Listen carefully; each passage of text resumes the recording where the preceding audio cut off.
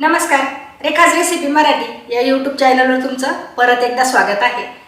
सर्वात अगोदर तर सॉरी म्हणेन, कारण एक व्हिडिओ टाकला आणि त्याच्यानंतर बरेच दिवस झाले व्हिडिओच नाही, तर थोडासा प्रॉब्लेम आलेलाच होता। हे जे स्टुडिओ तयार केला याच्यामध्ये आणि बांधकामामध्ये सुद्धा चालू होतं, त्याच्यामुळे व्हिडिओ आले नाही, पण आता इथून पुढे येतील।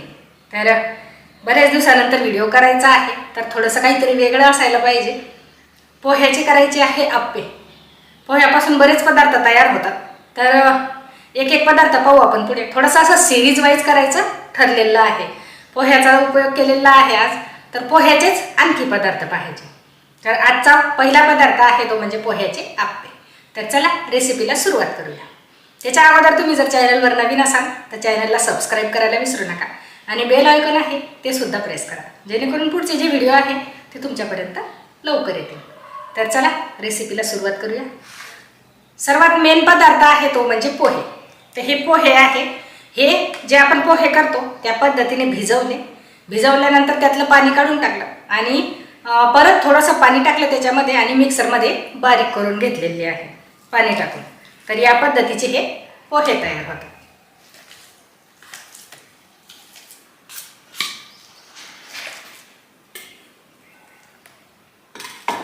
याच्यामध्ये काही पदार्थ टाकायचे आहे।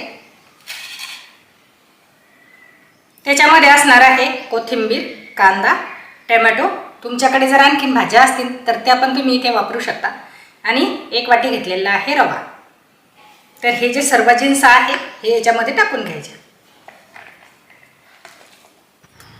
तिखटासाठी तुम्ही याच्यामध्ये हिरवी मिरची पण टाकू शकता, मी इथे वापरणार आहे लाल मिरची। तर जो काही तुमचा अंदाज आहे त्याच्यानुसार तुम्ही इथे लाल मिरची टाकायची, धने पावडर, चवीप्रमाणे मीठ। हे टाकणं झाल्यानंतर याच्यामध्ये वापरायचं आहे पाणी आता, कारण हे थोडंसं पातळ करावं लागणार आहे। आप्पे पात्र गरम करायला ठेवलं आणि याच्यामध्ये टाकायचं आहे पाणी। खूप पातळ नाही करायचं हे आणि खूप घट्ट पण नाही ठेवायचं। चांगलं मिक्स करून घ्यायचं। आता आप्पे पात्र चांगलं गरम झालं, याच्यामध्ये थोडंसं तेल टाकायचं, अगदी थोडं थोडं तेल टाकायचं। हे टाकायचं आहे, मिश्रण या पद्धतीने करायचं। खूप घट्ट पण नाही आणि खूप पातळ पण नाही, अगदी सैलसर आहे।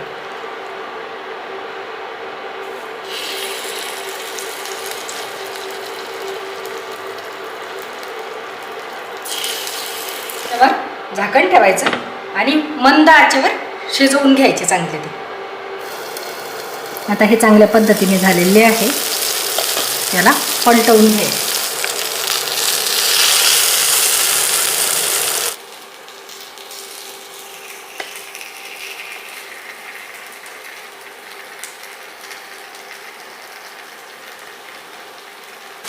आता परत याच्यावर झाकण ठेवायचं।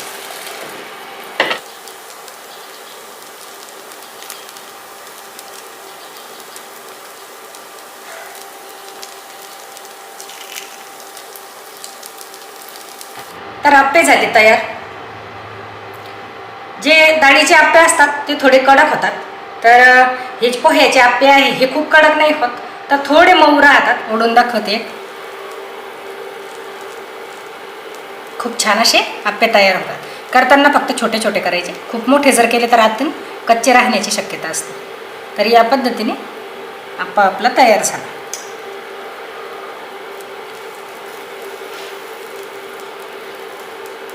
अगदी कडक आहे, वरचं जे आवरण आहे ते कडक आहे, आतून जसं मऊ असायला पाहिजे त्या पद्धतीचाच आहे।